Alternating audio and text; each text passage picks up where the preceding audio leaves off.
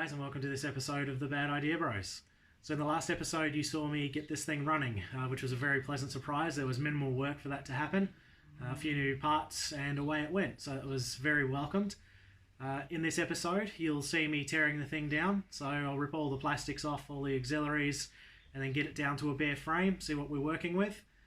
The plan at the moment is basically to get it in as many pieces as possible and then start to replace any broken or worn items, and then go from there. We'll just make it up as we go along, essentially. I'm hoping that it won't need too much work, but this thing's 48 years old, so realistically who knows what it'll need. And until I start getting it to pieces, I won't know myself. So thank you so much for watching today, guys. We're going to get into this thing.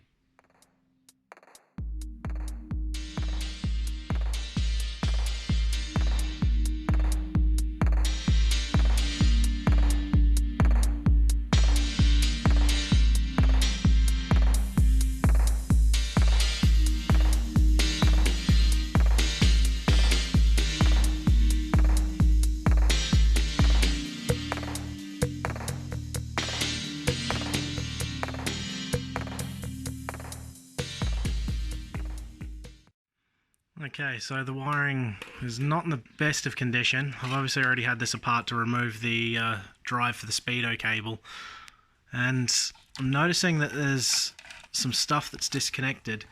If I can get my hand out of the way, this wasn't actually connected to anything, and a lot of the connections in here, they all look factory and original, but then you've got little bits like this that have clearly been taped back together.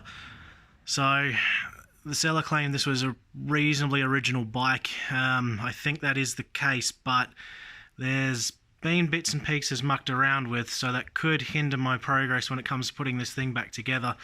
Wiring's not a strong point of mine, so that could be a bit of a task, but so far so good. One thing I have noticed is that everything on this bike, so this is probably an easy example, is that anything there is a hole, it seems to be full of like really fine dirt and grit and gravel.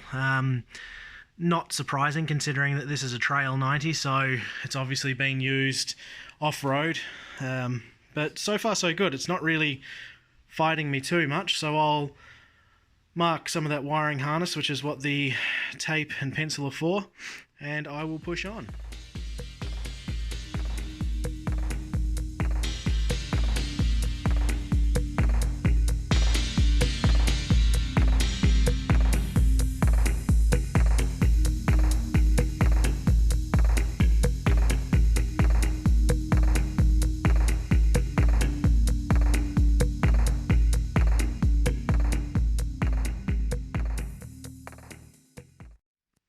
So a bit of an update of where I'm at. Obviously all the hand controls, the headlight and the wiring are all disconnected from the front of the bike. We've got the bash bars, basically all the chain guard, airbox, everything is off from the side of it. And it's starting to come apart. So the next part I'll be doing will be the exhaust. Once the exhaust is free, I should be able to get the fuel tank / seat off. Once that's done, I'm hoping to have access to the wiring harness. Once I've removed the wiring harness, I'm hoping to be able to drop the motor and then move from there and hopefully have it all down to a bare frame.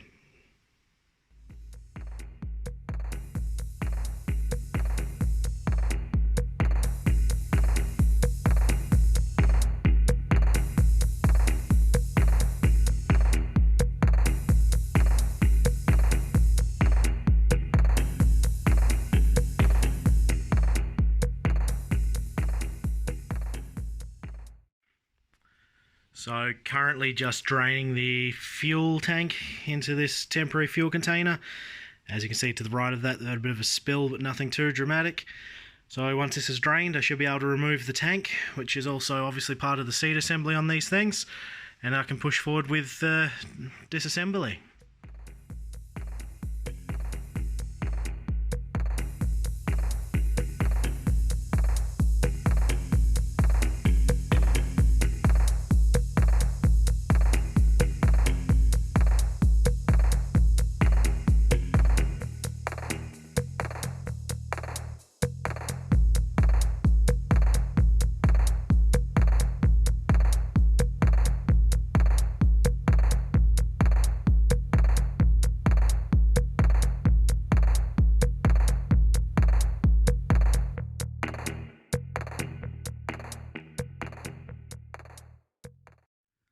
Okay, so that's got the engine free from the frame. Wasn't too much of a hassle. These things are pretty straightforward. There's only a top and a bottom mounting bolt. I've left the chain connected to the drive at the moment purely because of ease, but we are getting there. The frame is actually in really good condition. There's some beating up on it, but nothing too dramatic. It's absolutely filthy, as you can imagine, from 48 years of use, and the motor's not too bad. It's, like I said, you've seen this thing run, so it's obviously got the potential, but I'll give it a bit of a once over and maybe give it a fresh lick of paint before installing it back into the bike. But for now, we will continue on.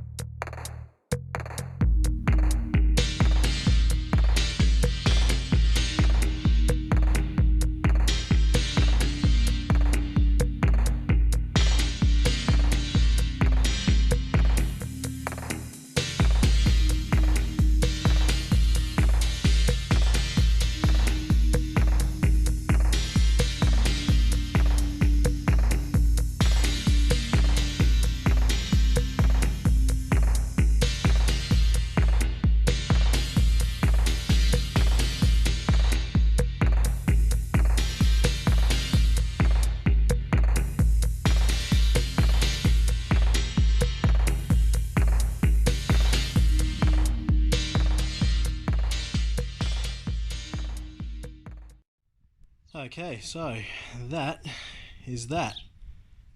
Completely disassembled the bike with some pretty rudimentary tools, as you can probably see. Well guys, that was a successful day. As you can see, I no longer have a CT90, I have a pile of parts that hopefully can be reassembled to be a CT90. All jokes aside, it was actually reasonably straightforward to disassemble this wee thing. They're a basic sort of bike. As long as you have a bit of a think while you're going, they come apart pretty easily. But that's all I'll be doing to this one today. There's a few other wee bits and pieces. You can see behind me that the whole front end is still basically assembled. The shocks are just seized into the triple tree, so I'm going to have a rethink about how I'm going to get those out. But other than that, that is pretty much done for today.